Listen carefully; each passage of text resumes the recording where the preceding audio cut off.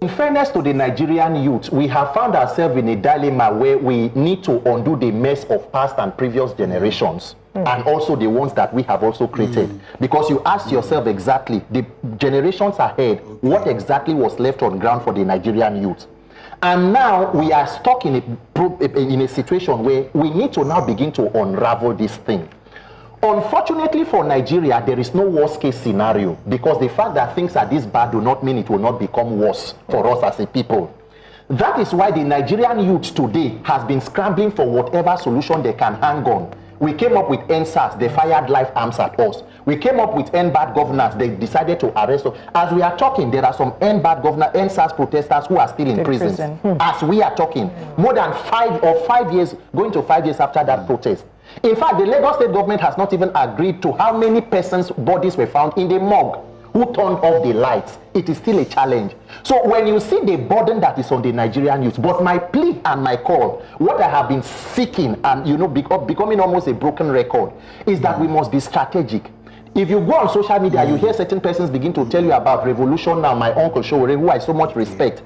The question you will ask yourself is, if there is a revolution today, and for example, the president leaves, who takes over? Wow. That is the vice president, Shetima. Yep. The third in succession is Akpabio, or you want to go through the military route. And even when there is a total removal of, you must still have an electoral process where somebody who has the legitimacy to rule or lead will be brought in.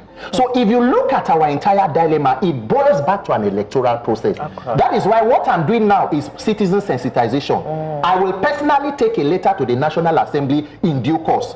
I will begin my own one-man protest, because that is the only way we can begin to unravel this. When everybody in Nigeria begins to sing about INEC and elections, they will get the point. President Tinubu knows. God's will Akpabio, the Senate president, knows. Okay. So you feel we should attack from base. In other words, when I say attack, not literally, but let's focus the problem. Let's focus attention on the problem, and the problem here is the base. Yes. Is the way that politicians get into power. Look, forget about anything economy. Don't talk about, if President Tinubu does not want to fix inflation, let him not fix. If he doesn't want to fix insecurity, let him not fix. Let's start. Get a means to hold him accountable in 2027 and see. Let a politician know that this system can bring me in and this system can take me out. Then go there and don't deliver. Good number of Nigerians are aware of the issues that, bedeviled every Nigerian.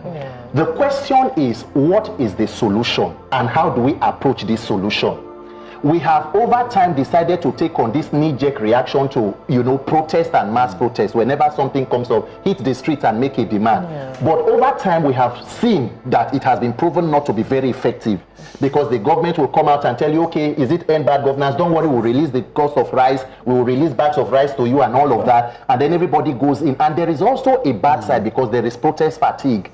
When you call out people for a protest and then it does not meet the target, the danger in it is that you fall short of getting that kind of mass support in a second call. That was what happened with NSAS. Now, what the call for Nigerians will be, every sector in Nigeria is in trouble. The only systems that are doing well is corruption and criminality. They have been masked. In fact, within the last 1 week, more than 150 persons have been killed in Plateau alone. And the president is still out of the country since the 2nd of April. This is the same president who criticized Jonathan and say, when it comes to security, the buck stops at the president's desk.